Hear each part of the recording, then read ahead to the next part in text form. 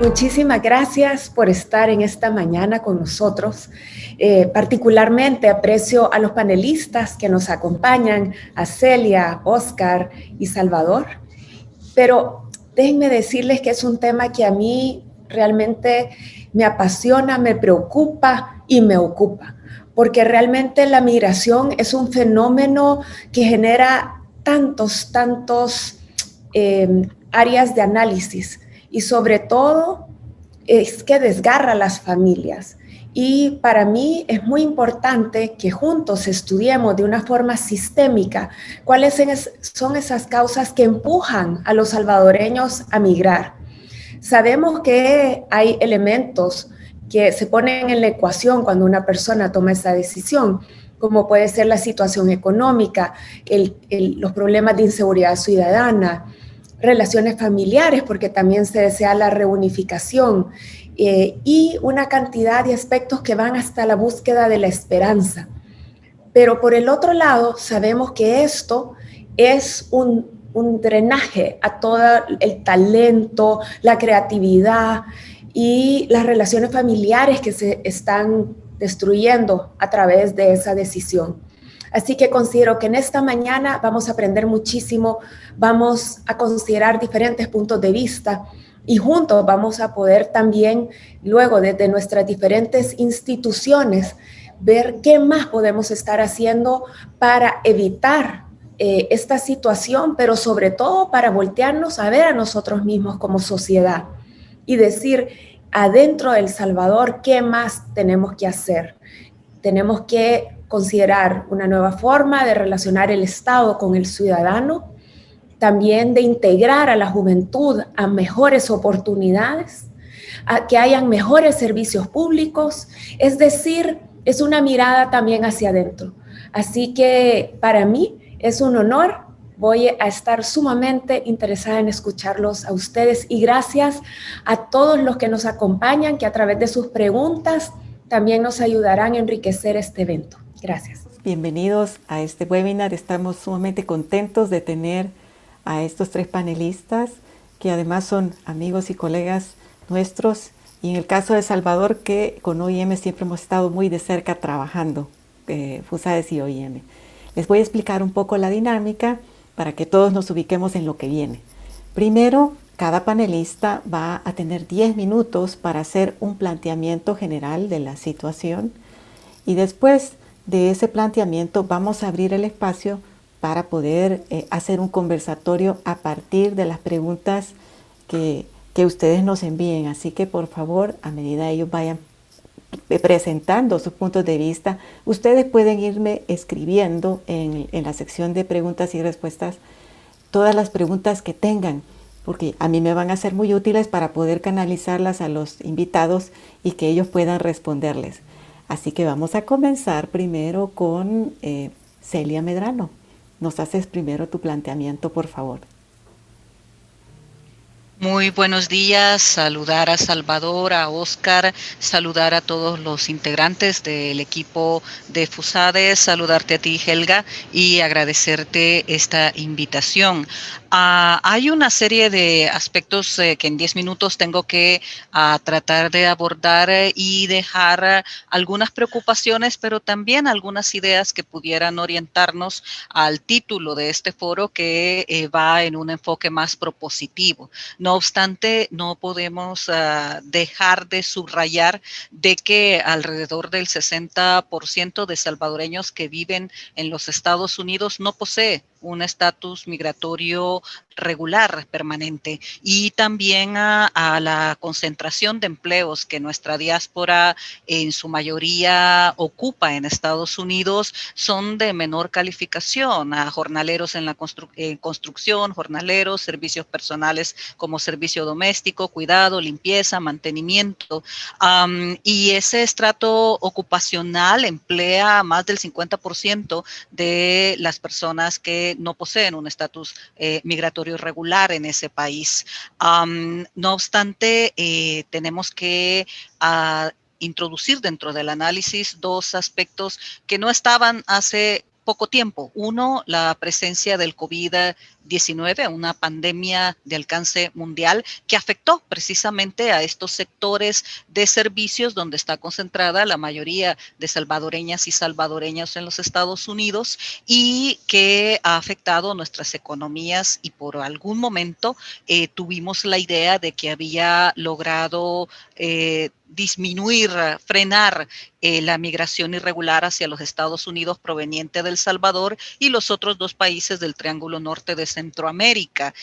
Teníamos la idea que el cierre de fronteras, la militarización de fronteras y las condiciones de COVID-19 lograron impactar en este fenómeno, pero en los primeros 4 o 5 meses del 2021 nos damos cuenta de que únicamente fue un fenómeno temporal, perceptible y registrable, principalmente en la disminución de salvadoreños y salvadoreñas deportadas de los Estados Unidos y de México para El Salvador nuevamente y en el número de detenciones en la frontera sur de los Estados Unidos por la patrulla fronteriza. Es el primer punto y el siguiente es el cambio de autoridades gubernamentales en los Estados Unidos. Un abordaje se vio forzado a llevar el ritmo de políticas antimigratorias que utilizaron e instrumentalizaron a la xenofobia como instrumento político electoral en los Estados Unidos durante el gobierno del expresidente Donald Trump, que incluso forzó a México, Honduras, El Salvador, Guatemala, aunque tengo que decir que El Salvador no me pareció que fuese una imposición, los acuerdos conocidos como tercer país seguro, algo que ya han sido cancelados, al menos en su nombre. Habría que ver si nuevos acuerdos, hay uno reciente firmado con Guatemala que no daría la impresión de que en su esencia son marcadamente diferentes a las características que tenían los acuerdos de tercer país seguro y también lo que está sucediendo en México, sobre todo en su frontera norte, fronteriza con los Estados Unidos, pero no obstante, ya las nuevas autoridades estadounidenses, el binomio Biden-Harris, marca un ritmo diferente en el abordaje, al menos en discurso, al menos la manera de plantear esta situación.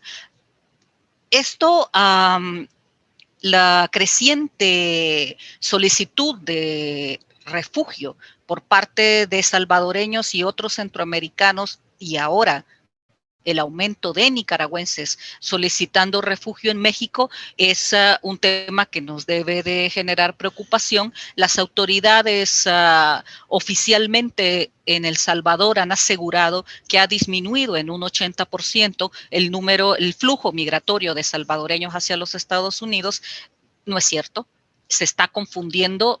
Espero que no de manera premeditada, que lo que ha disminuido en un 80% aproximadamente es el número de salvadoreños deportados desde los Estados Unidos para con El Salvador, pero no significa que en ese mismo porcentaje los salvadoreños y salvadoreñas que huyen de nuestro país hacia Estados Unidos atravesando México haya disminuido. Por el contrario, el número de detenciones de la patrulla fronteriza en el primer trimestre de este año nos ha marcado un aumento sensible, diferente por supuesto a Honduras y a Guatemala, pero un aumento en relación a el primer trimestre del 2020 en relación al primer trimestre del 2021.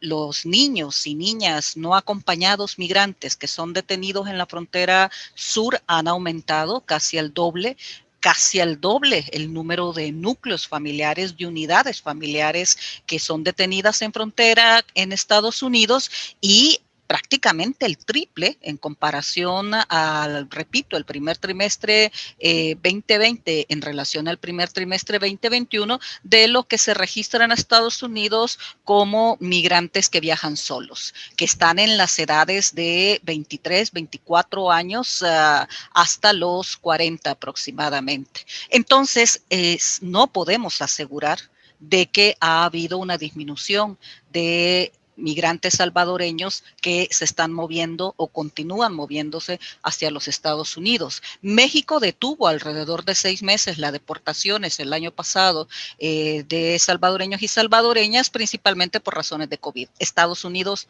nunca detuvo, en ningún mes detuvo las deportaciones hacia Estados Unidos. Las razones, en los 3-4 minutos que tengo todavía, creo que es importante plantear de que hay un aumento de lo que podríamos llamar motivos para migrar.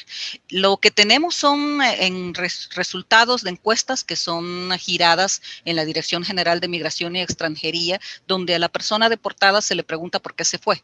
Y esa encuesta no permite 2 o 3 respuestas simultáneamente, solo puedes responder una y la responde el encuestador, no directamente el migrante que regresa. Y esos datos nos dicen que el 65% de migrantes retornados nos dijeron que migró por razones económicas, por una vida digna y mejores condiciones para vivir. El 21.8% nos dijo que por reunificación familiar y el 12.4% por inseguridad. Sin embargo, hay que plantear de que alrededor del 22%, al menos en el primer trimestre de este año 2021, no respondió esa pregunta. No dijo por qué se fue. Y hay que leer también o tratar de leer también los silencios de nuestra gente, sobre todo si comparamos con el aumento de solicitudes de asilo o refugio de salvadoreños en los Estados Unidos.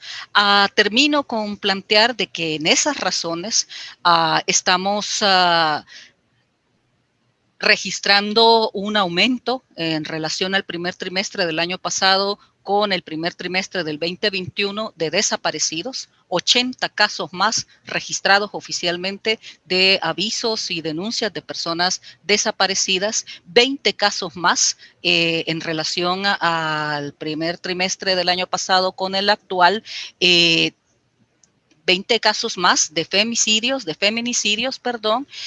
registrados así, y un aumento también del 7.7% de registro de homicidios. Son elementos que nos deben de preocupar, puesto que las causas de violencia estructural e inequidades socioeconómicas no solo persisten en nuestro país, sino que también se están multiplicando, y terminaría con señalar que debemos empezar a tomar un registro de aquella migración de personas que ya no solo huyen de la violencia generalizada en nuestro país, desde nuestro país, sino que también ya se están registrando casos de violencia política. Periodistas, políticos, opositores o personas que simplemente han sido calificadas como opositoras o críticas, ya empiezan a ser registradas que están pidiendo asilo o refugio en otros países por razones de persecución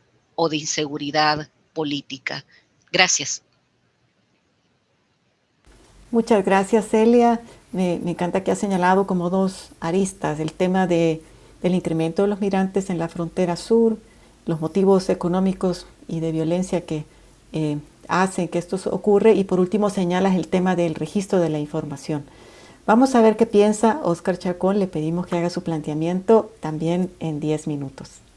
Pues muchísimas gracias. En primer lugar, agradecer también la invitación. Es un gusto estar en compañía con todos ustedes. Quiero aprovechar los minutos que tengo, en primer lugar, para hablar de un tema relativamente reciente, ya que y que atañe directamente a El Salvador y salvadoreños en Estados Unidos. Me refiero a la decisión que hizo la Corte Suprema de Justicia de los Estados Unidos relacionado a una demanda presentada por una pareja salvadoreña y sobre la cual lamentablemente ha habido un reportaje noticioso sumamente inexacto, para ponerlo bonito. La Corte Suprema en realidad lo que estaba examinando era la pregunta de si el haber recibido protección migratoria temporal es sinónimo de haber sido legalmente admitido a los Estados Unidos, y consecuentemente si hubiese sido admitido legalmente, si la persona que es recipiente de TPS y que luego se convierte en beneficiaria de una solicitud de visa de residencia permanente, puede terminar su trámite sin tener que salir de Estados Unidos. Esa era la pregunta que la Corte Suprema estaba realmente examinando. Y la Corte Suprema en ese sentido emitió un fallo categórico afirmando de que el haber recibido TPS, si una persona originalmente ingresó sin autorización migratoria a Estados Unidos, no puede considerar el haber recibido TPS como sinónimo de admisión legal a los Estados Unidos y que por lo tanto tampoco puede, ¿verdad?, culminar el trámite de su visa de residencia permanente en los mismos Estados Unidos. Entonces, es la pregunta fundamental que la Corte decidió. Lamentablemente, las noticias reportaron en muchos casos salvadoreños con TPS no califican para residencia permanente, lo cual, repito, tergiversa enormemente lo que la Corte realmente estaba explorando. Es más, la Corte también añadió que el haber salido con un permiso especial, habiendo sido uno beneficiario de TPS y habiendo reingresado a Estados Unidos, tampoco constituye admisión legal, porque básicamente reafirmó la Corte que el hecho que uno ingresó sin autorización originalmente, igual pues no te permite culminar el proceso en los Estados Unidos. Entonces quería dejar eso muy claro, porque insisto, ha habido mucha confusión al respecto, tanto allá en El Salvador como aquí mismo en Estados Unidos. Las organizaciones miembros de Alianza que se dedican a prestar servicios de asesoría legal han estado llenas de llamadas telefónicas de gente preocupada, que sí es cierto que ya no van a poder calificar nunca para residencia permanente, y ese simple y sencillamente no es el caso. Y lo segundo que quiero también compartir es una noticia de ayer, una noticia en la cual la administración Biden se ha comprometido a entrar en un proceso de negociación con los demandantes de la demanda ahora conocida como Ramos versus Mayorkas, para encontrar una solución amigable, ¿verdad?, al caso. Les recuerdo que el caso Ramos versus Wolf o Ramos versus Nielsen originalmente y ahora Ramos versus Mayorkas es básicamente un caso que cuestionaba la manera en la que la administración Trump le puso fin al programa TPS y que ha mantenido efectivamente vigente este programa hasta esta fecha. Y lo bueno de esta negociación que se anunció ayer es que es casi seguro que la fecha de octubre, que sabíamos iba a ser la última fecha de validez de los permisos de personas que tienen TPS, se va a extender seguramente por 9, quizás hasta 18 meses. Estas son buenas noticias porque nos da más tiempo para seguir trabajando en otras cosas. Con esto quiero pasar a lo segundo. Lo segundo que quiero cubrir tiene que ver con qué ha pasado realmente de la llegada de la administración Biden hasta la fecha, a sabiendas de todo lo malo que pasó durante los últimos 4 años bajo la administración Trump. En primer lugar, quiero señalar claramente que hay una actitud diferente, eso es innegable, ¿verdad? El discurso es diferente con esta administración. Sin embargo, con eso dicho, quiero destacar que hay prácticamente una realidad contradictoria hacia adentro de la administración Biden. Hay muchas personas en la administración Biden que absolutamente quieren revertir todo lo dañino que hizo la administración Trump y quieren promulgar medidas genuinamente beneficiosas para la población inmigrante en Estados Unidos, incluyendo los que están llegando a la frontera sur del país sin autorización migratoria. Estas personas ya han dado algunos pasos importantes. Hace 2 días, por ejemplo, escuchamos de manera oficial el fin definitivo del programa conocido como Quédate en México, que por sus siglas en inglés se conoce como MPP. Sin embargo, quiero sí destacar que lo contradictorio a lo que me refiero es que también hay personas en importantes posiciones de asesoría de esta administración que están viendo el tema migratorio y el tema personas migrantes todavía desde la perspectiva tóxica de la narrativa anti-extranjeros, anti-latinoamericanos que ha predominado a lo largo de las últimas 4 décadas y que les preocupa enormemente que cualquier acción o incluso cualquier señal positiva hacia extranjeros pueda significarle un costo electoral al Partido Demócrata en las elecciones que se llevarán a cabo en noviembre del próximo año. Y esta contradicción es lo que hace que vivamos constantemente con esta tensión entre celebrar las cosas buenas, aun cuando sean simbólicas de la nueva administración, con la realidad de que todo lo que se ha hecho hasta este día es insuficiente. Por ejemplo, si bien aplaudimos el fin del programa Quédate en México, no se ha dicho nada acerca de no seguir invocando algo que se conoce como Título 42, que es una ley que data desde los años 40 del siglo pasado, que le permite al gobierno federal excluir y negar el ingreso a extranjeros alegando razones de salud, que realmente lo invocó el presidente Trump sin tener ninguna evidencia de que estos extranjeros eran portadores de ningún tipo de amenaza de salud pública para Estados Unidos y que lamentablemente la administración la administración Biden no ha querido revocar en cuanto a su uso. Así es que es importante estar claro, la mayoría de la gente siendo regresada de la frontera sur se está regresando a razón de invocar el título 42 y no necesariamente otros mecanismos de exclusión y deportación con los que cuenta el gobierno. Lo tercero que quiero también dejar muy claro es que tenemos dos grandes vías de trabajo que hemos venido tratando de activar con este nuevo gobierno en Estados Unidos. Por un lado, la línea de cambios administrativos, donde hay bastantes cosas buenas a celebrar. Seguimos empujando, en el caso de Alianza Américas y una amplia coalición de organizaciones, la demanda por una nueva designación de protección migratoria temporal a razón no solo de la pandemia, sino también de los eventos climáticos que golpearon la región centroamericana el año pasado y que consideramos hacen a los centroamericanos merecedores de una nueva protección. El valor de una nueva protección no solamente reside en mantener protegidos a quienes ya han tenido protección en la forma de TPS, sino abrir el espacio para nuevos solicitantes que estimamos pudieran ser alrededor de 1.3 millones de personas, muchos de ellos salvadoreños, sin duda alguna. Y en este sentido, vamos a seguir insistiendo en esta lógica de cambios administrativos que requieren que únicamente la rama ejecutiva del gobierno tome acción, no involucra al Congreso, por lo cual realmente no se puede decir que el Congreso significa una traba para tomar este tipo de acciones. Y ese solo es un ejemplo de las que se pueden seguir empujando. Pero en el ámbito legislativo sí quiero ser muy claro, el ámbito legislativo es muy, pero muy cuesta arriba.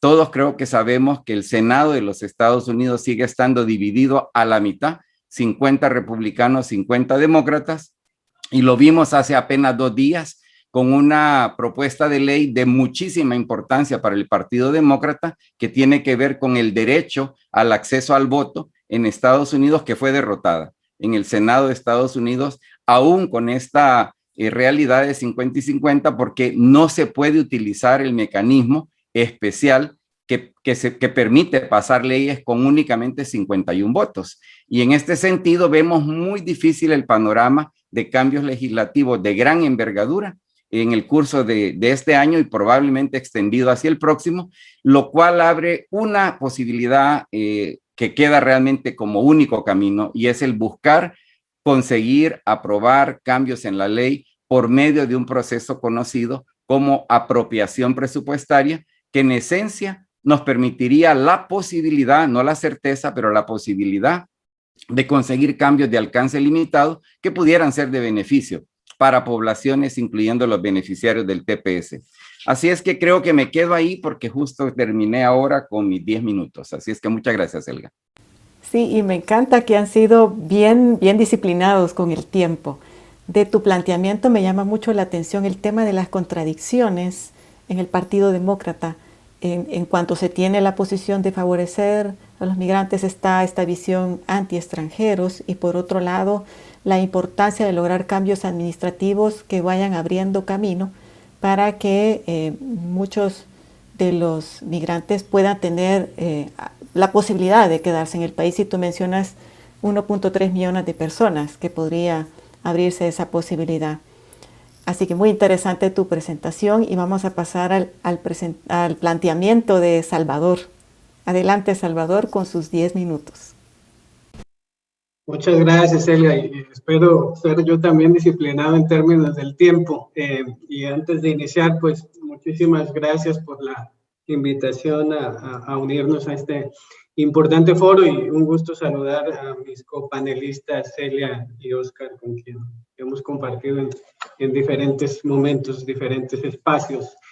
Yo voy a variar un poquito tal vez el marco de análisis para hacer esta presentación, teniendo en cuenta que teníamos algunas preguntas detonadoras para este panel. Yo quisiera un poco centrarme en la crisis del COVID, porque me parece que la crisis del COVID explica muy bien muchos de los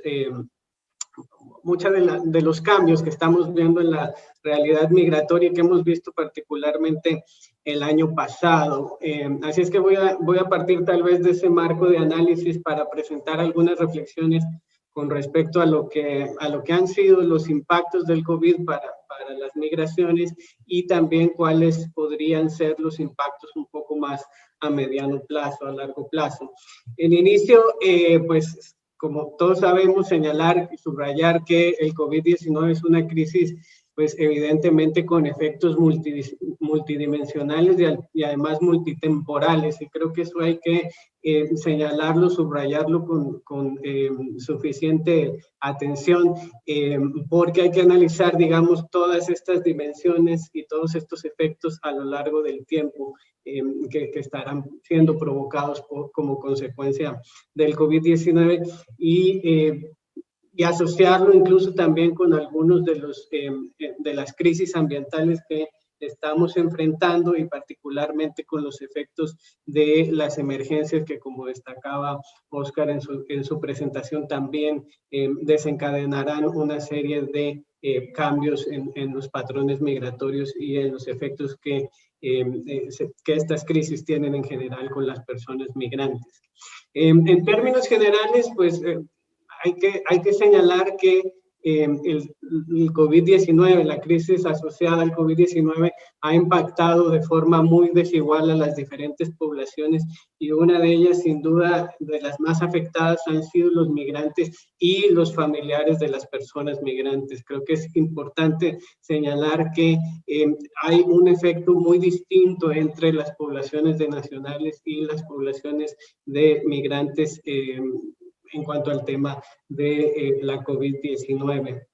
Y no es que los migrantes sean más vulnerables a las enfermedades infecciosas o que corran más riesgo de contraerlas, sino más bien lo que hemos visto es que las condiciones en las que se migra, o en las condiciones en las que los migrantes viven en los países de origen, o en las que transitan por los países de destino, o en las que transitan por los países de tránsito, esas condiciones realmente se exacerban, ¿verdad?, al momento de migrar, y más en este contexto de COVID-19.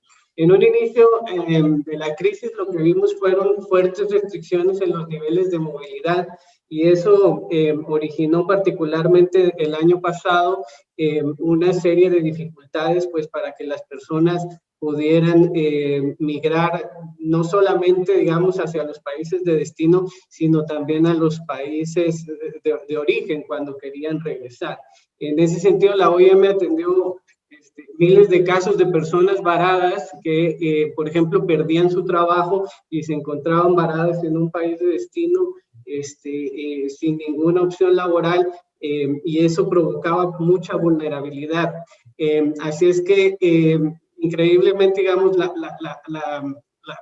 crisis de COVID-19 generó que una vulnerabilización en general de todas las poblaciones migrantes, incluso de poblaciones de migrantes que nosotros antes no apreciábamos como vulnerables. Tuvimos casos incluso de empresarios, de pequeños comerciantes que perdieron su fuente de trabajo y quedaron varados incluso por las restricciones de movilidad que señalaba, y eso los expuso a mucha vulnerabilidad. Y eso también pasó con los retornados.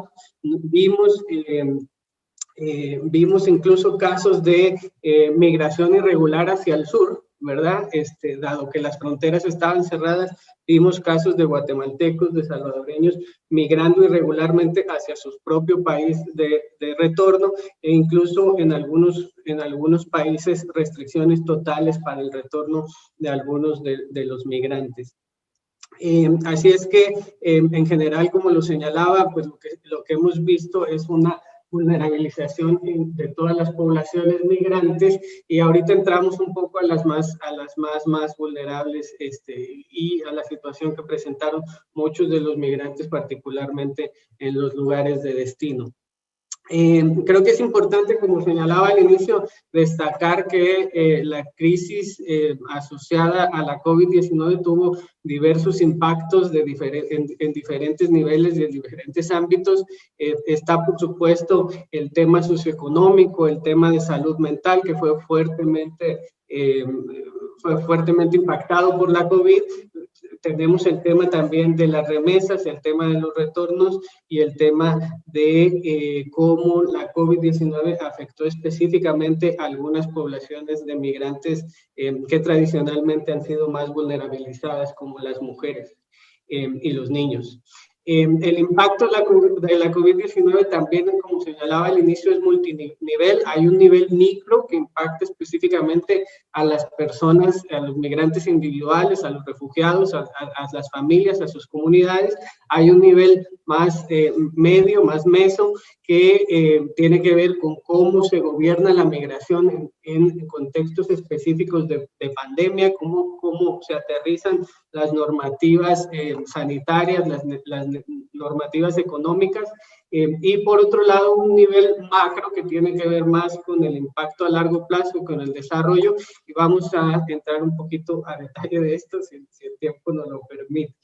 Bueno, ¿cuáles son los impactos en salud mental? Y quisiera iniciar con estos impactos porque a veces los obviamos.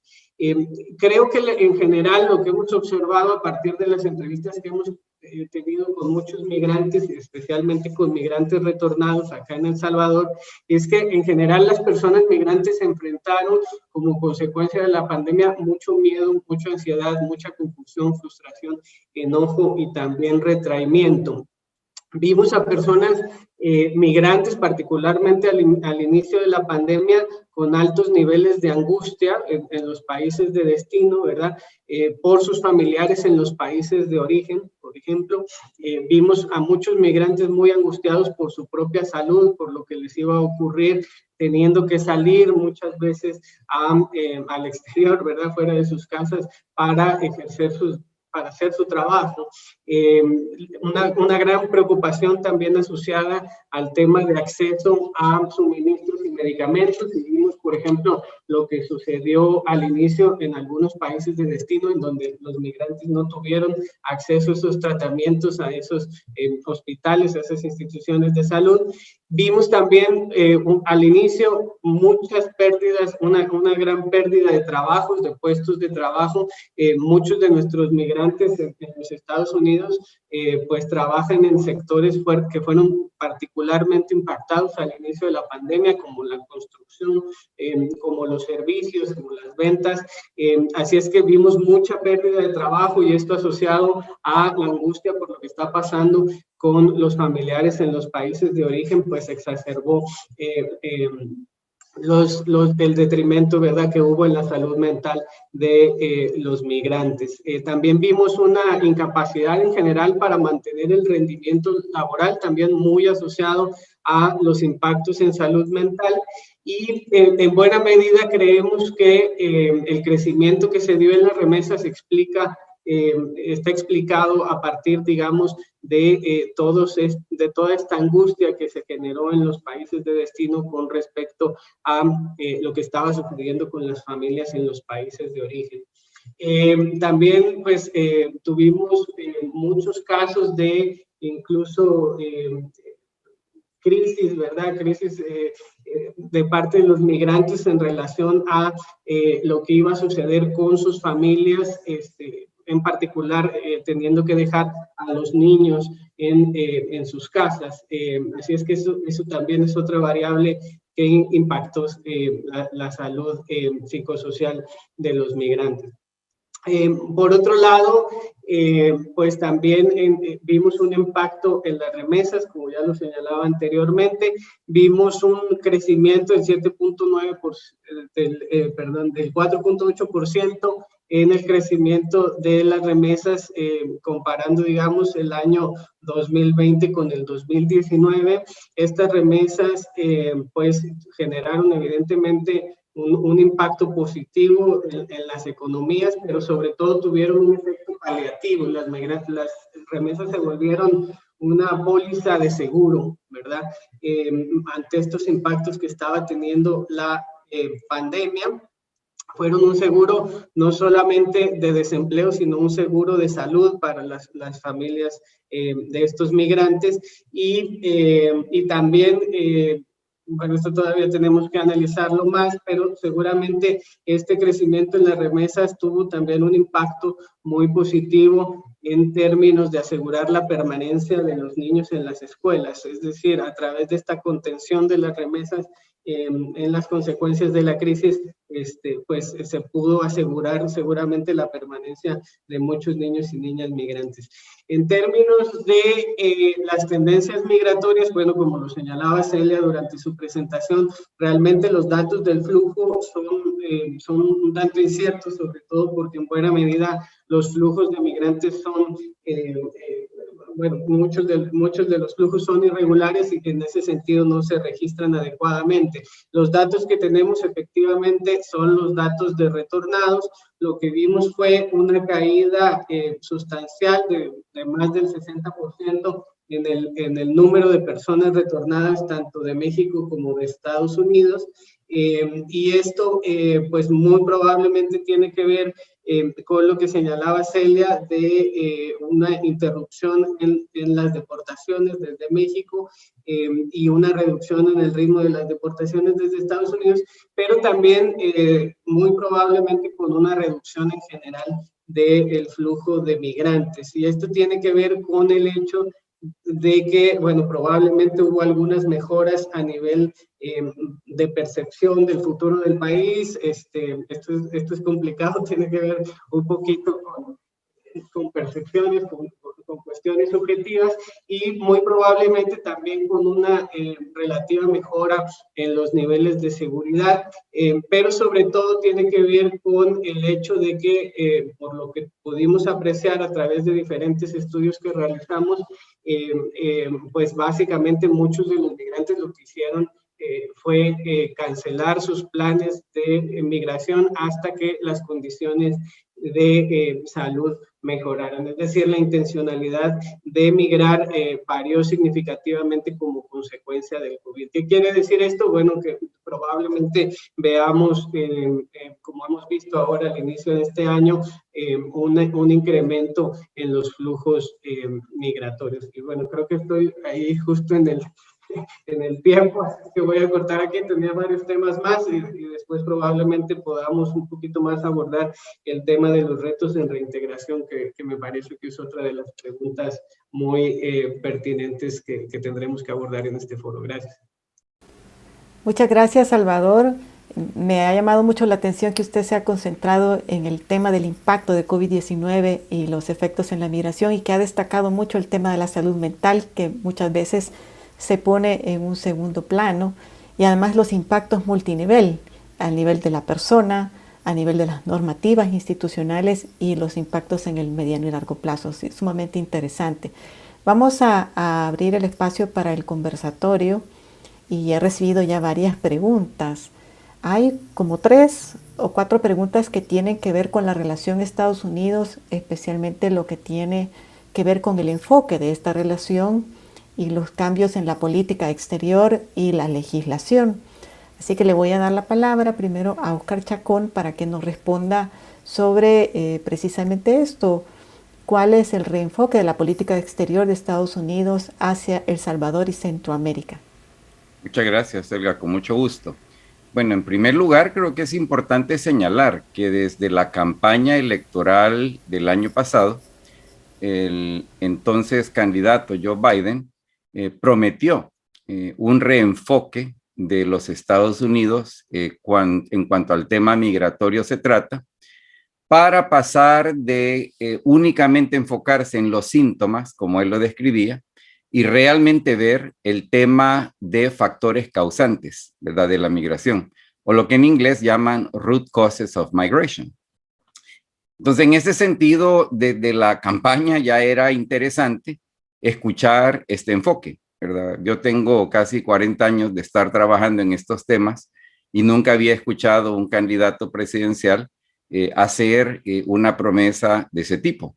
Lo que hemos visto desde la llegada de la administración Biden ha sido pasos, en mi opinión, iniciales de lo que pudiera ser, porque todavía no podemos decir que hay una política bien definida, diferente a la del pasado, en cuanto al abordaje de la relación de Estados Unidos con los países centroamericanos. Sin embargo, insisto, tenemos ya algunas evidencias importantes.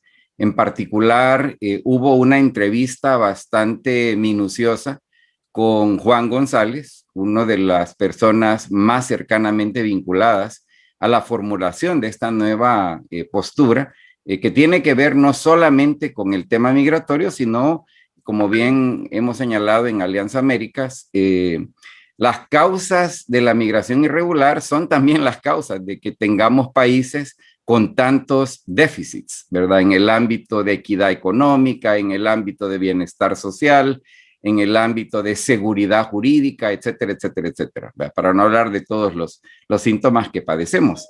Entonces, en este sentido, las declaraciones de Juan González eran muy importantes porque hablaba, entre otras cosas, y esto es algo que yo jamás había oído, un funcionario de alto nivel de Estados Unidos haciendo aseveraciones de tal magnitud, donde él dijo: tenemos que aceptar que las élites económicas de Centroamérica han sido predatorias y tenemos que buscar maneras de cambiar eso.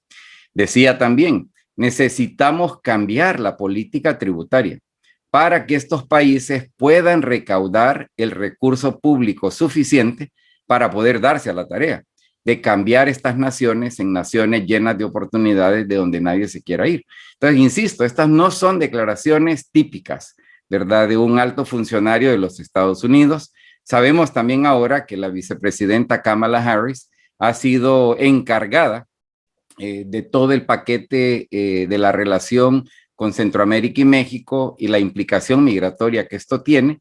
Y en este sentido, yo creo que sí estamos viendo un momento de recalibración en la relación de los Estados Unidos. Insisto, no podemos todavía decir que hay una política plenamente formulada, pero desde mi perspectiva esto marca un cambio dramático de lo que fue la política exterior de Donald Trump, que se reducía esencialmente a un tema, y es parar los flujos migratorios. O sea, cómo se paraban era lo menos importante siempre y cuando se producieran esos resultados, los cuales, por cierto, nunca se produjeron, ¿verdad? Lo que paró los flujos migratorios en realidad, como ya lo han dicho tanto Celia como también Salvador, ha sido realmente el contexto pandémico que hemos vivido. Yo quisiera nada más añadir en este momento de recalibración de la política exterior de Estados Unidos, que creo que sí hay posibilidades de que veamos un Estados Unidos jugando un rol más vigoroso, precisamente tratando de poner cuando menos las semillas iniciales de lo que pudieran ser procesos donde Estados Unidos demanda más democracia, más equidad económica, más bienestar social, más salud tributaria, precisamente porque estamos todos claros de que si bien se va a necesitar mucha ayuda desde afuera de la región, va a ser crucial generar recursos que permitan que Centroamérica llegue a alcanzar condiciones de vida, condiciones de seguridad en todos los sentidos, que precisamente conlleven a que cada vez menos gente se quiera ir de un país como El Salvador o del resto de los países centroamericanos. Y quiero decirte que para Alianza Américas, este giro, que lo veo todavía en una fase inicial, ha sido un logro muy importante porque desde nuestro nacimiento en el 2004 hemos sido, yo diría, quizás una de muy pocas organizaciones que hemos venido insistiendo de manera continua en la importancia de un abordaje del tipo que se comienza a ver en perspectiva de lo que pudiera ser una nueva política exterior de Estados Unidos hacia Centroamérica. Gracias, Oscar. Muy interesante lo que nos cuentas. Parece que hay oportunidad para que haya más acceso a que las personas puedan realmente quedarse en el país si tienen las condiciones legales para hacerlo, es decir, los requisitos, perdón, legales para hacerlo. Y eso es un cambio positivo. Vamos a ver si no afecta mucho la tensión y las contradicciones que tú señalabas antes. Tengo dos comentarios muy interesantes. El doctor Mauricio Gaborit, que ha trabajado el tema de migración por muchos años, dice: la presentación de Celia apunta a la multicausalidad de la migración irregular y la reunificación familiar puede ser la respuesta aceptable para otras razones. Y quería contarles, y esto me lo recuerda Margarita Beneke de San Feliu, que es la directora del Centro de Investigación y Estadística de FUSADES, que el Departamento de Estudios Sociales junto con el CIE, que es el centro que ella maneja, estamos haciendo un estudio relacionado con la migración, y nuestra encuesta a los retornados recoge una respuesta múltiple a la pregunta sobre la razón de emigrar. Y lo interesante es que los resultados preliminares nos aparece que el 24% de los que retornaron mencionaron causas relacionadas con la violencia, similar para hombres y mujeres, pero entre aquellos hombres que ya tienen planes concretos para volverse a ir, el 43% mencionan que es por la violencia. Muy interesante esto que hemos encontrado. Ahora, como estamos hablando de los retornados, yo quería aprovechar y preguntarle a Celia. Aquí hay una pregunta de alguien que se la dirige precisamente a ella y dice: Celia, ¿cree que la adopción del Marco Integral Regional para la Protección y Soluciones por 6 países de la región centroamericana ha contribuido a la articulación de acciones entre las distintas organizaciones que intervienen en el tema? Bueno, en primer lugar, saludos al padre Mauricio Gaborit. Yo solo quería agregar a los comentarios que él ha planteado de que en la multicausalidad a la que estamos haciendo referencia, hice alusión al aumento de cifras relacionadas con homicidios, feminicidios, desapariciones que deben de preocuparnos, pero también en los aspectos socioeconómicos. El sistema de integración centroamericana, SICA, registra, por ejemplo, que para mayo de este año estaríamos hablando de un aumento de 985,000 salvadoreñas en condición de crisis alimentaria, a un nivel de emergencia. Entonces, creo que hay que incorporar ese elemento como detonantes a la migración y al desplazamiento forzado. Y si tengo tiempo, haré referencia también a un elemento que planteaba el informe preliminar de la visita in loco realizado por la Comisión Interamericana de Derechos Humanos en diciembre del 2019 relacionado con esto. A la pregunta concreta, si se refiere al MIRPS, yo creo que hay un problema que debe de abordarse, y es de que para poder medir el impacto positivo o no de este tipo de coordinaciones interinstitucionales que dependen principalmente por los gobiernos. En el caso de El Salvador se tardó prácticamente un año más en firmar este tratado regional. Es importante la participación de sociedad civil y la transparencia de la información que se va recopilando para poder, y el acceso a la misma, para poder evaluar y para poder dar una respuesta como la que nos plantea quien ha formulado la pregunta. Yo creo que el MIRPS fue una salida generada para poder tratar de que los gobiernos aceptasen una coordinación interinstitucional.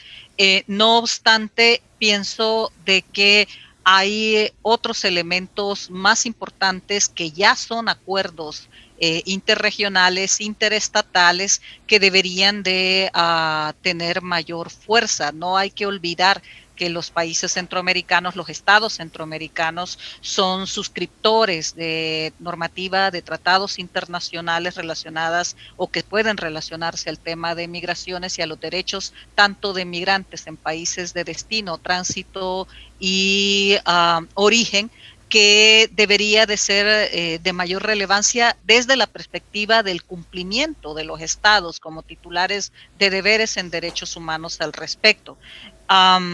Creo que hay que volver a hacer énfasis a la lógica del cumplimiento de los estados relacionado con sus obligaciones en materia de derechos humanos y en particular de un derecho que la Corte Interamericana de Derechos Humanos lo ha trabajado, que es el derecho a no migrar, que no es otra cosa que el que las personas en su país de origen no se vean obligadas a migrar. Una cosa es el derecho a migrar, donde tengo la opción por mi voluntad de ejercer ese derecho, pero la otra es donde esa opción no existe. O migro o sufro en unas condiciones indignas y en unas condiciones que ponen en riesgo la vida y seguridad, la integridad mía y la de los míos.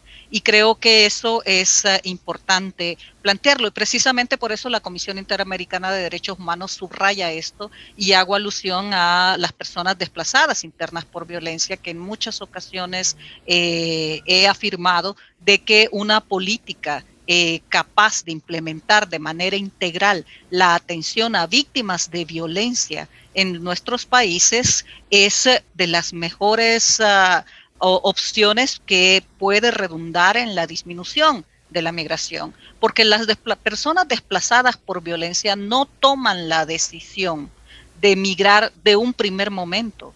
Pasan por lo menos 6 meses, por lo menos un año, buscando tener una solución dentro de su mismo país. Y en la medida que las puertas que tocan pidiendo ayuda son cerradas o no dan una atención integral y efectiva, las personas van tomando la decisión de emigrar forzadamente. Termino con plantear que hay un estudio de Fundaungo, por ejemplo, que señala también el tema de violencia intrafamiliar. Cuando hablamos de violencia generalizada, también tenemos que entender que tenemos que hablar de violencias y particularmente contra las mujeres. Si bien es cierto, la mayoría de personas deportadas salvadoreñas son hombres, sí también es cierto de que aunque el porcentaje menor es de mujeres, este va creciendo en la medida de los últimos años y cada vez son más mujeres las que se ven obligadas a migrar y que dentro de su planteamiento de que migraron por violencia,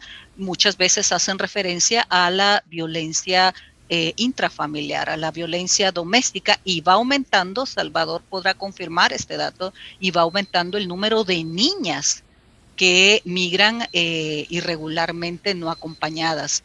Son datos que nos dicen, y termino con esto, que políticas adecuadas de protección a los derechos de las mujeres pueden ser también un elemento fundamental que puede repercutir en que haya menos migración. Sobre este último punto, aquí tengo algunos comentarios y preguntas, y se las voy a dirigir a Salvador porque tiene mucho que ver con el planteamiento que él hizo sobre los efectos de COVID-19 en la migración. Primero, hay un comentario que dice que sería bueno informar a las personas sobre las complicaciones del COVID-19 antes de emigrar para evitar. Y luego tengo otro comentario y pregunta en donde dice que le gustaría saber, que muy buenas las intervenciones, pero le gustaría saber si en El Salvador se está llevando algún proyecto o estrategia para prevenir la migración forzada en el país. Y aquí hay otra que tiene que ver con la migración de niños menores de edad, que la hace Lucia Cavaletti, y dice que estamos frente a un aumento de la migración de niños menores de edad. ¿Cuáles consideran sean las multicausalidades actuales?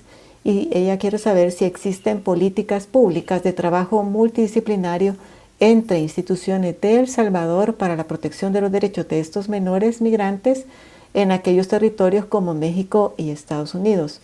Salvador, ¿podría atender estas inquietudes? Gracias, sí. Bueno, varios temas, así es que voy a intentar abordarlo todos, aunque es bastante bastante vasto lo que se podría decir sobre cada uno de ellos.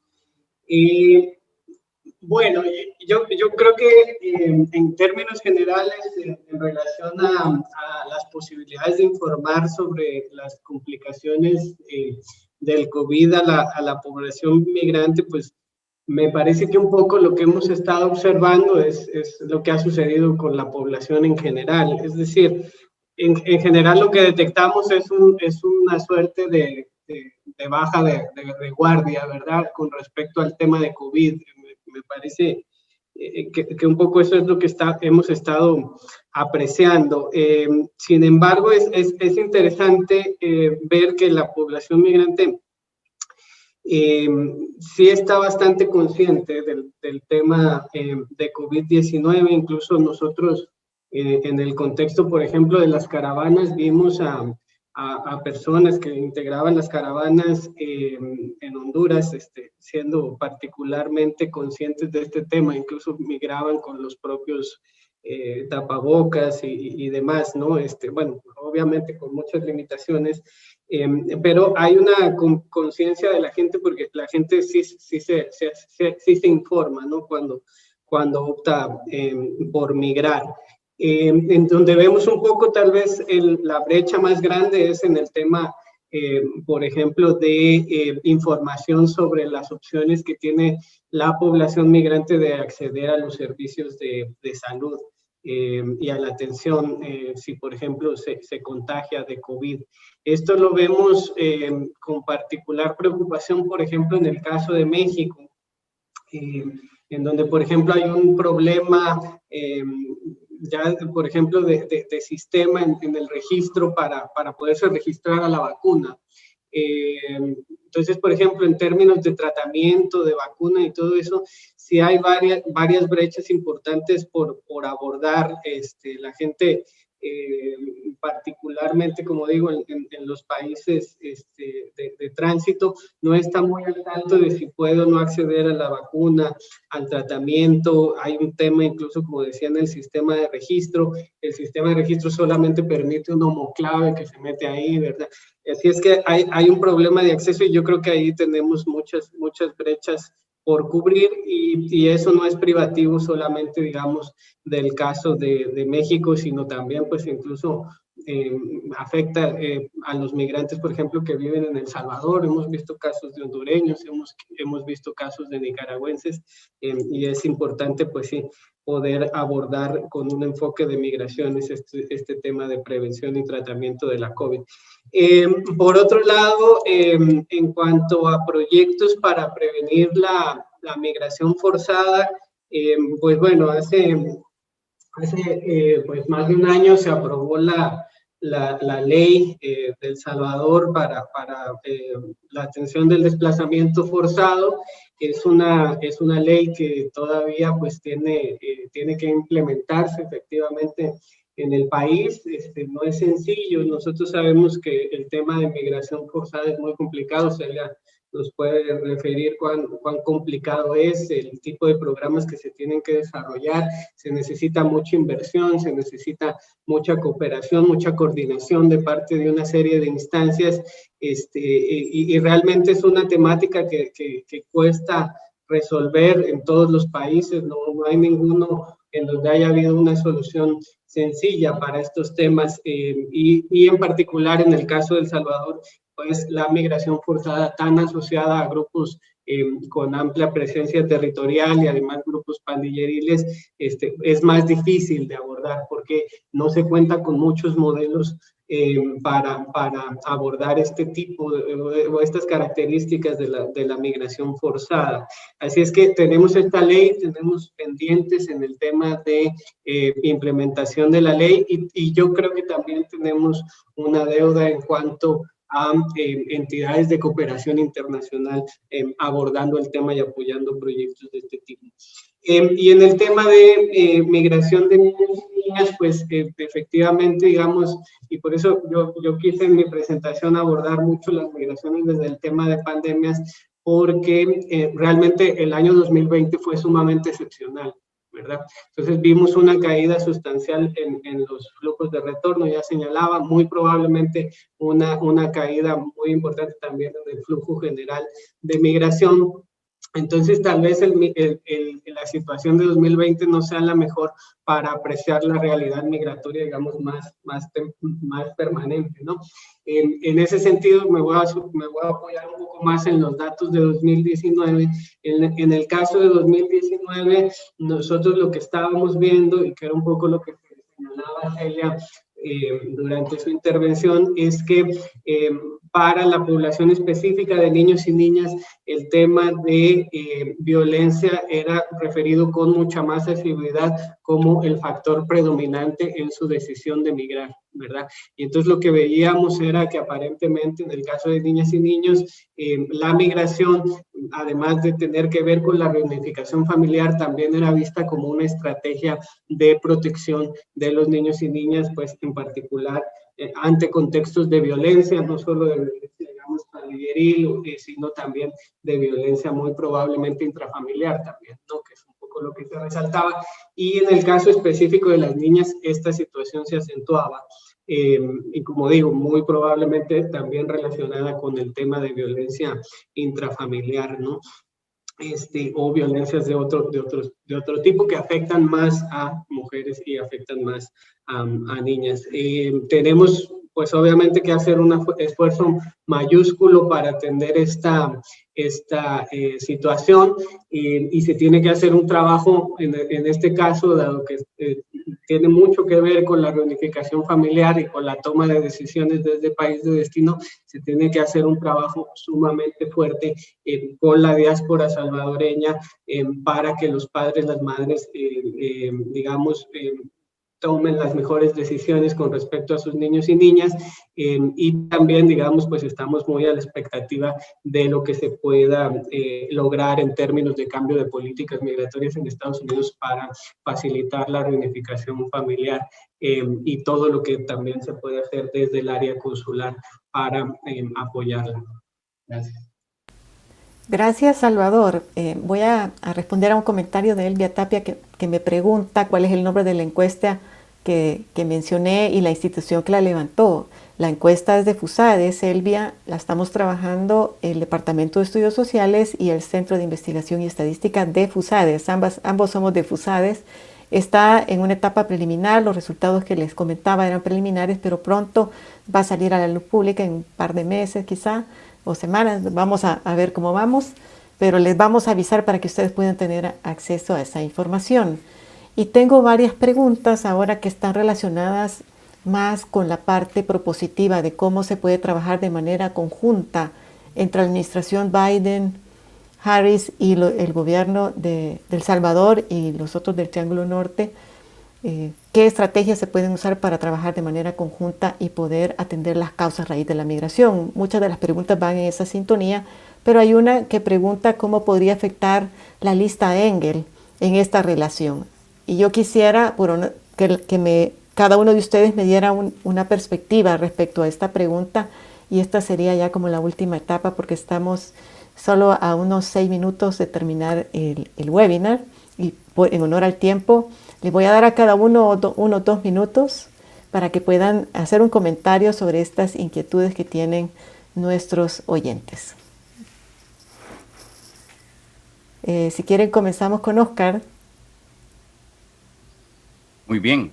Pues indudablemente, para los que no saben, la famosa lista Engel es una ley que sorpresivamente se aprobó el año pasado, durante todavía la administración Trump. Y es una ley que por primera vez requiere que el Departamento de Estado reporte sobre personas en altas posiciones de gobierno, de influencia en países centroamericanos, los 3 países que se denominan Triángulo Norte, que están implicados, ¿verdad?, en casos de corrupción, y la ley también requiere que se tomen medidas, ¿verdad?, al respecto.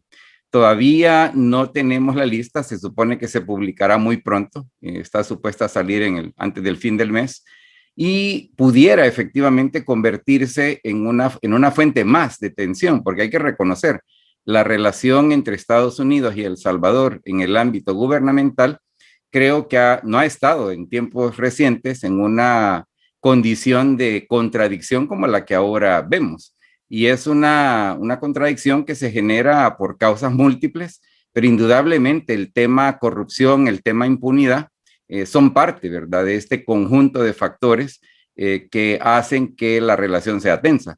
Y en mi opinión, pudiera complicar en concreto la negociación más bilateral Estados Unidos-El Salvador, no solo sobre temas migratorios, sino sobre la relación en general, que independientemente de cualquier otro factor, creo que nadie puede negar que la relación más importante que El Salvador tiene con el exterior ha sido, es y va a seguir siendo con Estados Unidos, a razón de que en ningún otro país del planeta viven tantas personas salvadoreñas como vivimos en Estados Unidos. Y esto pues es un tema de gran preocupación, no solamente para El Salvador y los salvadoreños en El Salvador, sino también para los que vivimos en Estados Unidos y que nos preocupa que la relación entre estas dos naciones experimente más deterioro del que ya se ha experimentado. Así es que ahí dejaría mi comentario. Gracias, Oscar. Seguimos con Celia, que yo sé que ella quiere también hacer propuestas. Yo creo que no, que la lista Engels, si esperamos que va oficialmente el gobierno de Estados Unidos presentar un listado donde van a estar varios funcionarios salvadoreños, no creo que será así, aunque no dudo que será filtrada por algunos medios de comunicación, pero yo no espero un listado con una serie de nombres y los respectivos sanciones, castigos, etcétera. Creo que eso es una medida más administrativa y por supuesto tendrá un impacto. Comparto con Oscar de que es parte de lo que se mantiene en vilo en una relación de mucho conflicto que va en escalada incluso entre El Salvador y los Estados Unidos. Y mi punto de vista es de que el gobierno salvadoreño todavía mantiene una alianza prioritaria con el expresidente Donald Trump y lo que Trump representa en los Estados Unidos y para el mundo. Yéndonos al tema de propuestas, yo creo que más bien es de buscar nuevamente en propuestas que se han dado en ocasiones anteriores y que por razones principalmente políticas no logran cuajar. Y una de ellas es dejar de ver la migración como un problema. Si lo seguimos viendo como un problema, vamos a tratar de encontrar medidas de frenar la migración, detener la migración, y está más que probado que ni siquiera en el contexto de COVID-19 pudo frenarse la migración, aunque haya podido ser un factor principal para que disminuyera la misma, al menos registrado en deportaciones y detenciones en la frontera sur con Estados Unidos. Hay una autora, Carolina Stefani, una socióloga, que plantea, y lo leeré rápidamente, plantea la tendencia mundial, plantea la necesidad de superar los enfoques duales, razón por la cual una mirada a la relación migración y desarrollo requerirá necesariamente observar lo que sucede en ambos polos y comprender que no se trata de dos mundos distintos, sino de uno solo, pero que para comprenderlo es necesario mirarlo desde sus diversos ángulos. Invitaría a que las respuestas las busquemos más bien en cómo vincular migración y desarrollo, y hay propuestas alrededor de lo que se conoce como migración circular, que tampoco es algo nuevo. De hecho, desde el último gobierno de Alianza Republicana Nacionalista, el Frente Farabundo Martí en sus 2 periodos gubernamentales lo retomó, y ahora se presenta en el gobierno de Nuevas Ideas Gana como algo nuevo, novedoso, y no es así. Pero la migración circular trabajada a través de levantar trabas administrativas y masificar la documentación de permisos laborales de salvadoreños y también desde una perspectiva regional, sería una posible vía. Eso pasa por descentralizarla, tanto en los gobiernos de los países de origen como en los Estados Unidos, dar más paso a los sindicatos en Estados Unidos para este proceso también, y generar a largo plazo las condiciones para que las personas puedan sentirse seguras de regresar y seguras de tener un trabajo a largo plazo en los Estados Unidos. Suena difícil, pero definitivamente, si seguimos pensando en que la solución es detener la migración, no va a funcionar como no ha funcionado en años, independientemente de las gestiones de Barack Obama, de Donald Trump, ahora Biden-Harris. Tienen que buscarse soluciones más amplias y el fomentar la migración circular y abrir visas de trabajo temporales, no solo limitadas a lo agrícola, pudiera ser parte de la solución. Gracias, Celia, y nos vamos con las propuestas de Salvador. Gracias. Bueno, creo que nos plantearon la pregunta del millón, como dirían en mi pueblo, ¿verdad? Es una pregunta muy, muy difícil de contestar y sobre todo es una problemática muy difícil de abordar. Y esto tiene que ver con que realmente hay una variedad de factores, de impulsores de la migración, tanto en origen como en destino. Y por supuesto está el tema de lo que planteaba Celia, de si más bien lo que deberíamos de hacer es gestionar la migración. Y eso es un poco a lo que ha apostado siempre la OIM, gestionar más bien la migración, a gobernarla más que a detenerla. En ese sentido, es muy importante lo que señalaba Celia, generar opciones de trabajo y de migración regular hacia cualquier país de destino. Realmente los canales que existen son muy pocos y de hecho, pues uno de los grandes esfuerzos que se ha puesto sobre la mesa es la posibilidad de extender estos programas de trabajadores migrantes temporales, de visados, en particular la visa H2A, que sin duda van a significar un aporte, pero yo creo que ahí lo que nos está faltando es dimensionar el volumen del flujo, es decir, la cantidad de permisos que se están otorgando son sustancialmente pocos en comparación a lo que está demandando tanto el mercado laboral en Estados Unidos como a la disponibilidad, digamos, de fuerza de trabajo, de capital humano en los países de origen. Así es que, en principio, habrá que abordar estos temas en los países de destino, porque el tema de la demanda es sumamente importante. Y luego, en los países de origen, pues también hay que señalar que cualquier cambio va a tomar mucho tiempo, porque la verdad es que los factores estructurales son sumamente difíciles de atender y además toman mucho tiempo en resolverse. Uno de los factores fundamentales es el tema de la disparidad, o sea, la disparidad creciente en los niveles de vida, en los niveles salariales entre Estados Unidos y los países de origen, por ejemplo, que es una brecha que además está aumentando año con año. Así es que, ese factor, resolverlo va a ser sumamente complicado y quizás no lo vayamos a resolver, y en ese sentido más bien, por ejemplo, pues hay que apostar más bien a una administración, a una gobernanza adecuada de las migraciones. Está el tema demográfico, el envejecimiento en el norte, y la gran cantidad de jóvenes en los países de origen, que también es sumamente importante. Está ahora el tema de cambio climático y los efectos del cambio climático y lo que esto va a provocar en términos de migración.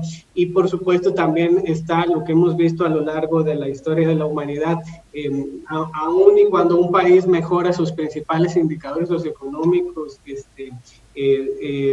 sociales en general, pues no necesariamente eso significa una caída de los flujos migratorios, sino que más bien se tiene que llegar a un umbral de bienestar, ¿verdad? Y hasta que no se logre ese umbral de bienestar en una serie de áreas relevantes para el desarrollo personal, para el desarrollo humano, pues realmente no empiezan a caer los flujos. Así es que muy probablemente sucederá lo que hemos visto, mejorarán muchos de los indicadores sociales, socioeconómicos, y continuará la migración, incluso irá aumentando hasta que lleguemos a ese umbral, que además es sumamente cambiante, porque las aspiraciones, deseos de las personas migrantes también cambian, y los umbrales se van aumentando, ¿no? Conforme va pasando el tiempo. Bueno, muchísimas gracias, Salvador. Estamos ya en el límite de tiempo, así que solamente voy a señalar que me ha gustado mucho de Óscar el planteamiento de que los cambios administrativos se pueden hacer poco a poco, gradualmente, que hay espacio, hay oportunidad para mejorar la relación entre Estados Unidos y El Salvador y el Triángulo Norte.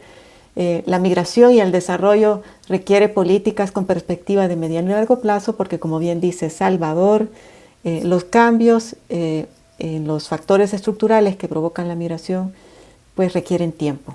Así que con estos pensamientos me despido. Muchas gracias a todos por haber participado en el webinar Migración Irregular hacia Estados Unidos, causas y estrategias conjuntas para afrontarla.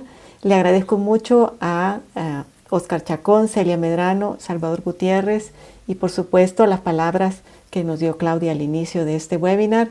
Con esto nos despedimos y les recuerdo que este webinar posteriormente va a estar disponible para que lo puedan escuchar y volver a ver si quieren recordar algunos de los mensajes que aquí se han abordado. Muchas gracias y tengan todos un feliz día.